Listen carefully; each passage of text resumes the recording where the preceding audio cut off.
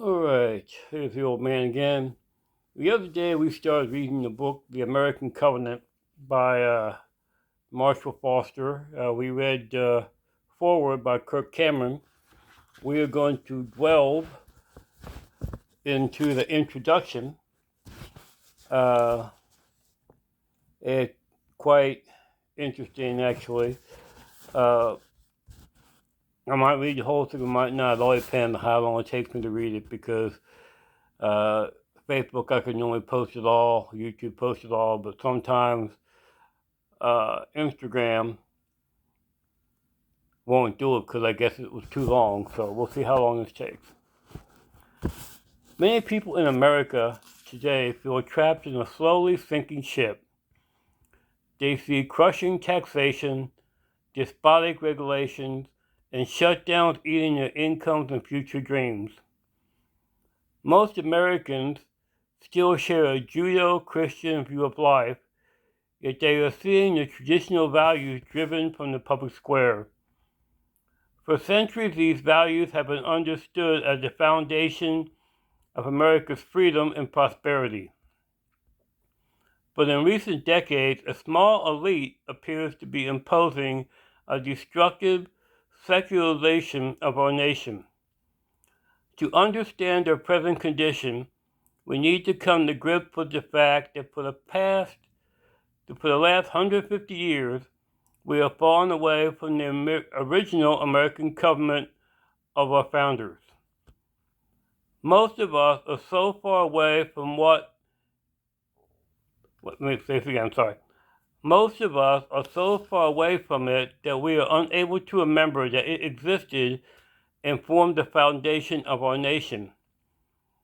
Layer upon layer, the secularized misinterpretations have obscured the true meaning and culturally regenerating nature of the covenant and compact of our early settlers. As often happens when generations pass and posterity comes, the deeply religious foundation for our national blessings have been forgotten. In the early 19th century, the Christian community, which had been the dominant cultural force for 200 years, began to ignore its responsibilities. Compromising voices came forth to explain the greatness of America as a manifest destiny. We were born to rule, some postulated.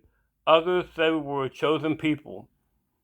The voices of Christians needed to expose such blatant error were muffled by a growing ignorance of our heritage.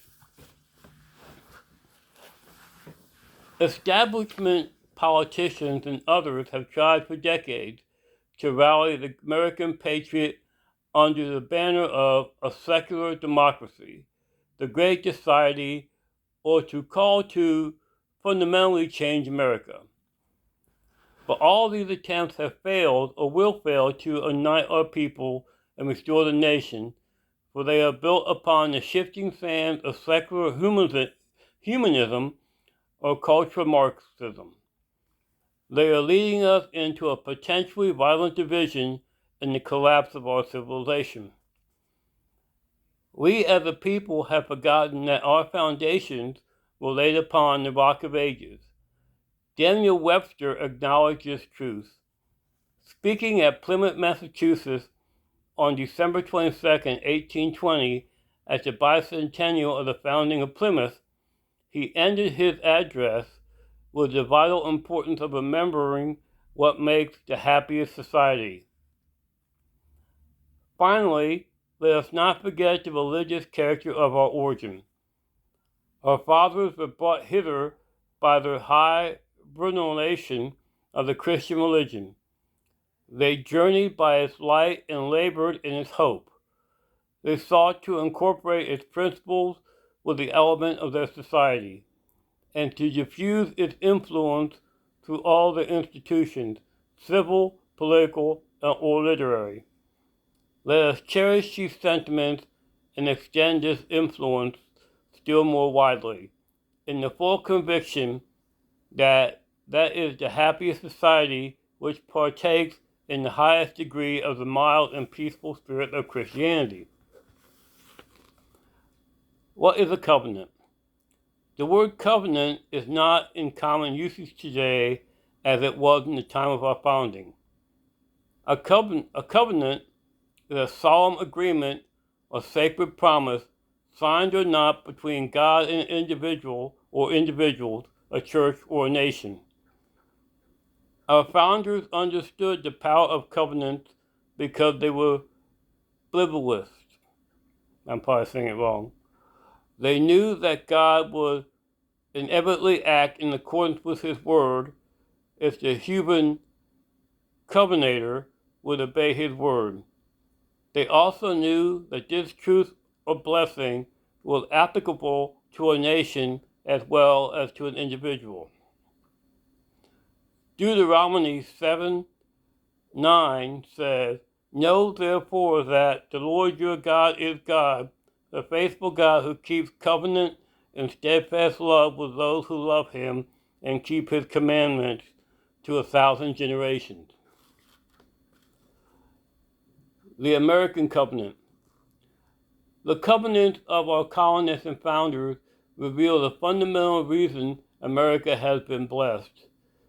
The self-governing Christians known as Pilgrims, who wrote the Mayflower Compact, were aboard the Mayflower at the time of its writing, surveying a desolate wilderness in the dead of winter.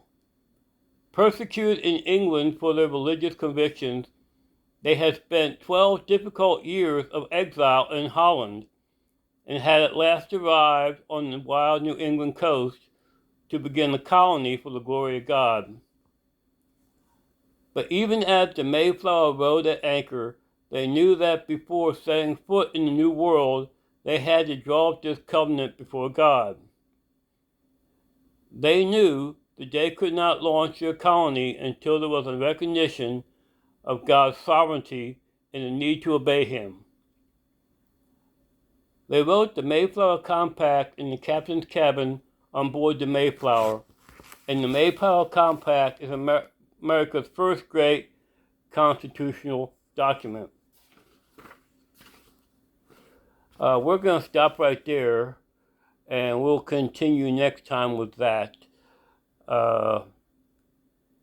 Just by reading this, I'm sure there's a lot of things that we have already learned. Probably many did not know that when the Pilgrims first left England, that they went to Holland first. So that's always news to many.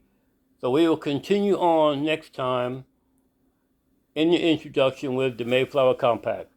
As always, God bless.